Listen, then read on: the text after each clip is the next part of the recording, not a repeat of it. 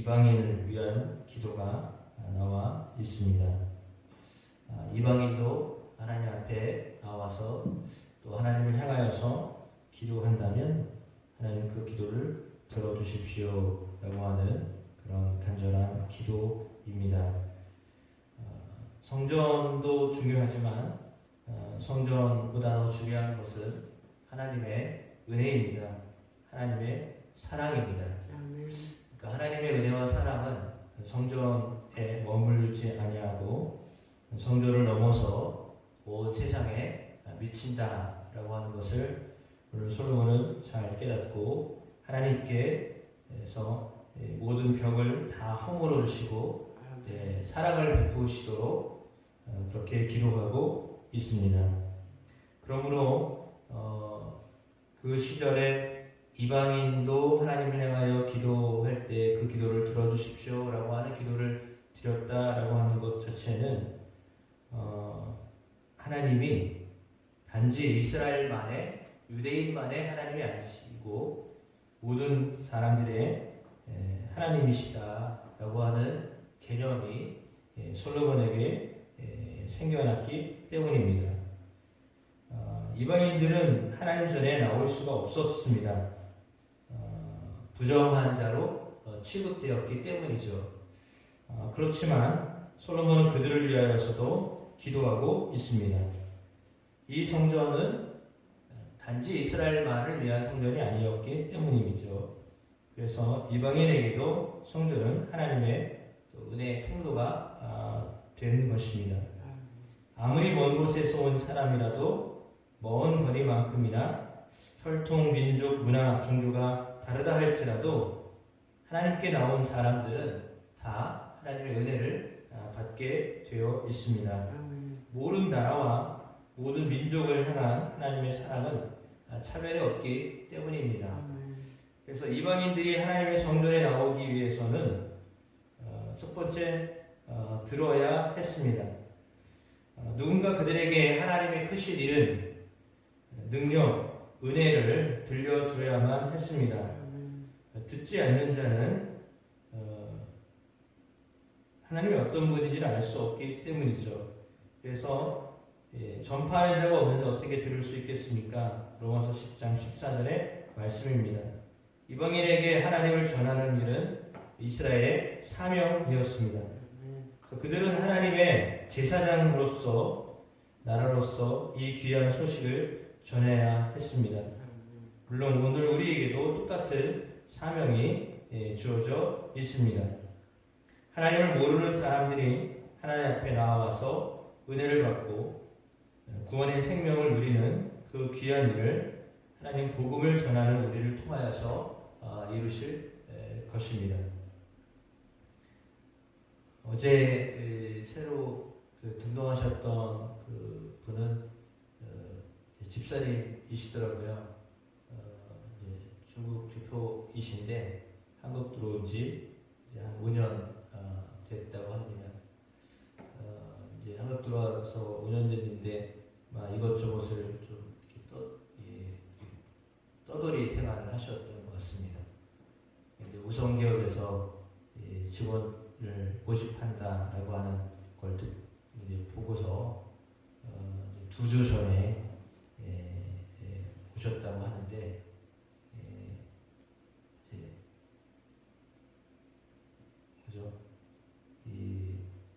중국에 고등학교 다니는 딸이 있어서 따로 떨어져 있고 그 딸은 한국말 못해가지고 중국말만 하니까 한국 나오는 거에 대한 부분들은 생각을 하지 않는 것 같습니다.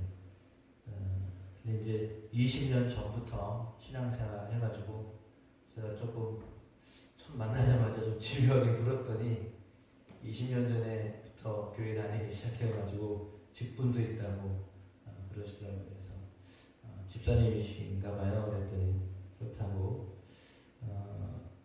이제 제가 뭘 말씀드리려고 하냐면 사실 우성기업에 제가 알기로 한 400명 정도 이렇게 직원으로 있는 걸로 알고 있는데 전에 우리 교회 건축하기 전에 부부가 이제 교회를 한 2년 정도 다니셨었고 또 한 분도 1년인가 이렇게 계시다가 그분도 이렇게 일산으로 또 이제 옮겨가면서 이제 교회를 못 나오셨는데 한 3분 기억하기로 3분 뭐 4분 이렇게 오셨다 이제 다른 상황들이 생겨서 가셨던 것으로 기억합니다. 그래서 그랬었는지 저는 이제 전에는 더 열심히 기도했었는데 우선기업을 위해서 기도합니다. 주변에 있는 기업체이기 때문에 잘 돼야 한다라고 생각되어서 우선기업을 위해서 천안공원을 위해서 앞에 있었던 우리 이승 원사님 또 최근에 저희 교회 이제 나오시지만 공원 주유소를 위해서 이 앞에 있었던 조합 위해서 기도하고 물론 우리 주변에 있는 우리 성도들 가정과 기업들 위해서 기도하고 이렇게 기도하는데 기도를 하는데 열매가 안 맺혀가지고 사실 상당히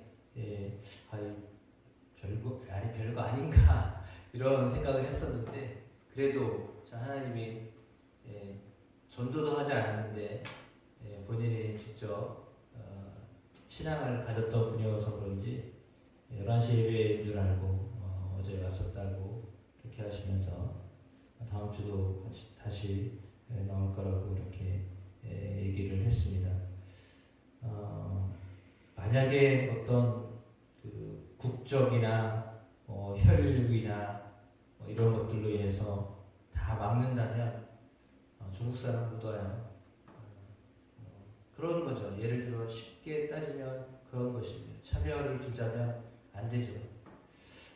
그러나 오늘 솔로몬이 하나님 앞에 기도하였듯이 아마도 그에게 이런 마음을 가지고 기도하게 하셨던 것은 하나님께서 이방인들을 향하여서 가지고 계셨던 하나님 사랑이 제한적이지 않고 무한하고 그리고 앞으로 이제 성전 대신 예수 그리스도를 통하여 구원을 얻게 될 수많은 이방인들이 하나님께로 돌아오게 될 것에 대한 부분들을 미리 암시하며 계시하신 것 아닌가.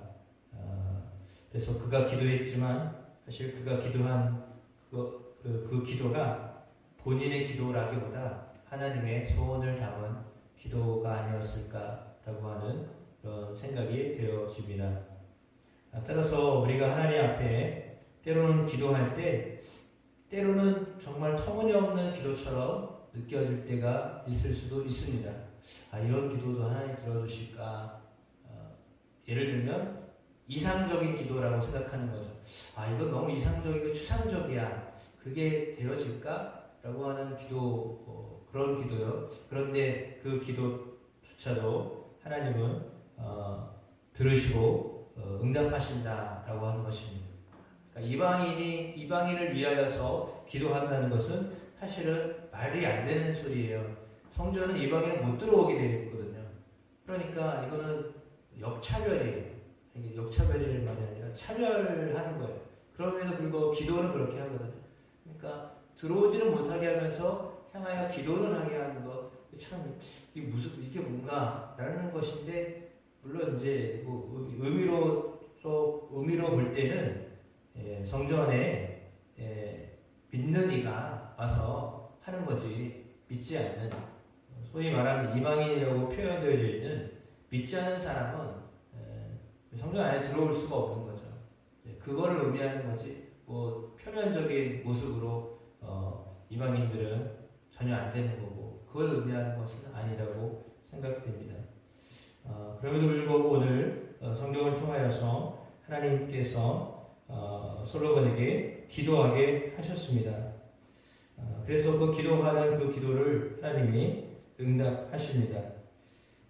그리고 전쟁에 대한 이야기를 또한 기도하고 있습니다. 원수들과 맞서서 싸울 때 하나님이 보내신 그 길로 나갈 때 그 길이 혼자 가는 길이 아니라 솔로몬은 싸우기 위해 나가는 백성을 위하여서도 기도합니다. 그래서 하나님 반드시 응답해 주실 것입니다. 주십시오라고 하는 기도. 물론 우리도 수많은 싸움을 합니다. 그 싸움에 맞서서 살아가는 우리들, 하나님 반드시 우리를 돌보아 주시고 또한 승리하게 하심을 믿습니다. 전쟁에 승리하며 살아가지만 때로는 또 범죄하며 살아갑니다. 범죄하지 않는 사람은 한 사람도 없다. 오늘 솔로몬의 기도에 나와 있는 표현처럼 이스라엘은 또다시 범죄할 것입니다. 하나님의 심판을 받아서 이방의 포로로 끌려가게 될 것입니다. 하지만 그곳에서 자신의 죄를 깨닫고 회개하며 하나님의 은혜를 구하면 이스라엘을 용서하시고 또한 회복시켜 주실 것입니다. 그것을 위해서 간절히 기도하고 있습니다. 어떻게 보면 엎치락뒤치락 하는 이스라엘의 모습처럼 보여집니다.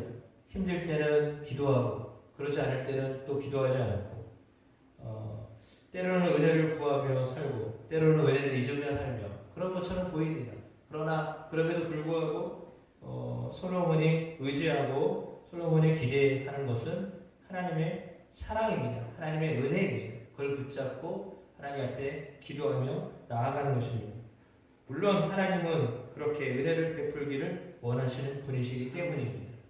그러니까 그 하나님을 붙잡고 나아가는 그리고 나오신 여러분에게 하나님은 반드시 은혜를 더하여 주실 줄로 믿습니다. 어떤 상황에 놓여서 어떤 어려움이 있다 할지라도 그 어려움 가운데서도 건져주시고 또 죄를 지어서 주님께로부터 좀 멀리 갔다 할지라도 또 뉘우쳐 하나님께로 나아가면 하나님이 그때에도 그의 기도를 들으시며 응답하시는 하나님이십니다. 그래서 우리의 자격, 그 자격은 자랑할 만한 것이 못 되지만 하나님의 은혜에 사랑에 던집어서 기도하면 하나님 그 기도를 들으시를 믿습니다. 오늘 그 하나님의 사랑에 기대어서 은혜를 구하는 그리고 은혜를 누리며 살아가는 저와 여러분 모두가 다 되기를 주의 이름으로 축복합니다.